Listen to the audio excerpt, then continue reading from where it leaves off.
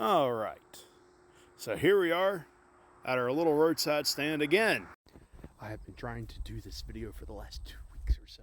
I will have it done, at least since you commented, whenever that was, and I'm so sorry, but this is like a really deep, in-depth question.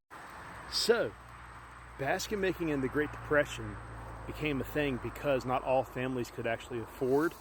There wasn't enough work in a given community, and a lot of families couldn't afford to go to work. Jobs were hurting, jobs were shutting down. They couldn't work corporations. They didn't have factories. They didn't have anything. Baskets historically has always been a welfare check. I think these two are trying to tell me they want to go home with me. So before you leave, yes, during the Great Depression, there was a boon of basket makers that happened simply because there was no money. A lot of families fell back to what they knew how to do. And at that time, especially in the mountains, and mountain people are very, very clannish. My family is very, very clannish. The place I'm from is very, very clannish. But that's for a reason. Families worked together. Families made stuff together. And during the Depression, many families had passed on the knowledge of working the wood and making stuff. But it was a utilitarian item. It was something that you made on the farm. It wasn't something that you went out and you tried to exceed yourself by doing. You would make a fancy basket here and there, or you would put your heart into it. But for the most part, the average person in Appalachia who made baskets prior to the Great Depression, it was just something that was needed.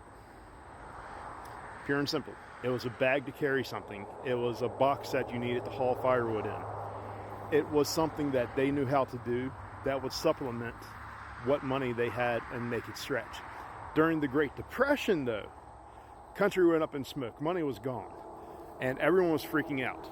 Well, the families that had passed that knowledge from generation to generation actually had a little something. It was never making a lot. It was very akin to a welfare check or a social disability check. Not today's, mind you, but historically. It wasn't very much. But it covered the bills and it put food on the table. And it didn't give you money per se. What you did was you and your family would get together, make all these baskets of all shapes and sizes, dimensions, measurements. I'm trained to make everything from earring size all the way up to a couple of bushels and larger. I can go pretty large. Caskets and things like that. But prior to that, that's what they would do. They would make all this stuff up and then they would take it out to the store. Now, mind you, they wouldn't make the caskets and stuff up. They would take baskets that would be needed in everyday life. They would take them to the grocery store or the local person that they knew who would buy the baskets. And it was usually the grocery store because that's where you needed to get your flour, your butter, things like that. Things that you couldn't make on the farm or that you didn't know how to make on the farm. Everyone was a little bit different. Some people didn't need anything. In fact, there's one story of a basket making clan that actually went and bought a brand new car, but I'll have to tell you that one at another time. Just if you want to listen, leave a comment on this video and I'll tell you the story at another time when there's not that much. But to plow through this history in under 10 minutes, basket making saw a boon because of the Great Depression. There were so many basket makers trying to scratch it, take their stuff out to the grocery store, get what they need. They would take it to the clerk. The clerk would write it down and figure all the baskets that you had up. And then they would, what do you need? Here's our costs. And then they would give you a store credit for the baskets that you brought in. That got a lot of people through the Great Depression. A lot. Especially within Page County. You had so many families. Well, at that time, when you have so many families doing this, competition started to happen. There were so many basket makers who could make the best basket. And then they started taking their time and making art baskets. They started making very beautiful baskets. And that was simply because they needed to get recognition to be able to keep paying their bills. It's a very vicious thing, really, when you think about it, isn't it? fact that I gotta try to make my work nicer than somebody else's, and in today's world, I don't have that struggle. I'm one of the last ones in the area trained to make baskets. I'm the only one in this area taking bamboo that I know of and making baskets and things from it. I'm in the state, and I have talked to the Virginia Department of Forestry. I seem to be the only bamboo artist in the state of Virginia, which is interesting. I'm a full-time artist. This is what I do for my living.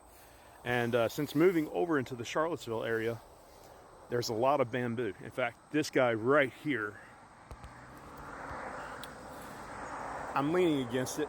I'm thinking he's going to go home with me because he's kind of blocking the road. So I think I'm going to take him home. But because of that competition, so many basket makers came about, and our area of Page County, Luray area of Virginia. If you want to know where that's at, type in Luray Caverns, pull it up. Go to Google, type in Luray Caverns, pull it up, bam, there. That's my area. That's the area I'm from. You had the Nicholsons, you had the Prices, you had the Cooks, you had so many families. There was 12 or 15 families, clans that made so many baskets, and everyone in the clan made them. Then you have us, you have the Jenkinses that came about. I can't think of all of them on the top of my head. The Henrys, you had Mr. Henry and his family. That man survived the Great Depression by making baskets and taking them out to the store. He had a little roadside stand. In fact, anybody from Page County that's watching this, you will know Mr. Henry because he was the basket maker that when you go up and over into Fort Valley had that little rickety sign outside, white oak baskets for sale, handmade white oak baskets for sale. And he would have them out, had a little gazebo, and he'd be in there making baskets. These people saw the Great Depression. He was one of the last basket makers in Page County to have seen the Great Depression and made baskets through it to take care of his family. Many, many basket makers. It's a rich, rich heritage that you're never going to make a lot of money at. If I make a lot of money at something, I'm like really shocked. But in true fashion, it makes enough to pay the bills. And that, in the end, is all I care about. I can afford to lose a little bit of weight. You know what I mean? But I like to do this. I like knowing that I'm carrying on the tradition, because I was trained to make baskets from a basket making family. I'm a second generation basket maker, and I got to meet a lot of these artists, and I've got to talk to a lot of their descendants who wish that they could have learned and kept it up, simply because it's a part of their heritage. But because they had to pay bills, because you have a family to take care of, I have the same problems. And I want to take care of my family to the best of my ability. And right now, for me, that's making baskets on the side of the road. So everyone wants, every guy out there, if you are a good man, you are going to want to take care of your family to the best of your ability and provide the best.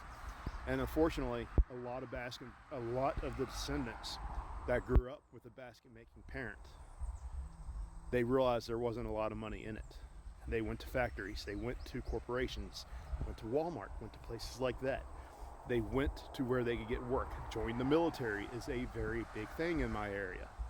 Many, many friends who grew up in very poor families like us, like I did, they didn't want to be poor. They wanted to make something. So the only way to do that was to go into the military, especially if you're born in a stonemason family, because it's just not a lot of money in the crafts that we practice. But it's a tradition, it's a heritage, and it's worth keeping going. So I hope that answers the question, and I'm sorry that it was 10 minutes. This has been, dear Lord, so long in the making. I am so sorry, and I'm trying to get to everyone. Thank y'all for watching. Thank y'all for liking. And if you want to hear the basket making story about the basket makers who went out and bought a brand new car, let me know, because that is an amazing story. I might tell it anyways, just to have it out there. But leave your comments. Let me know if you want to watch it. And thank y'all so very, very much.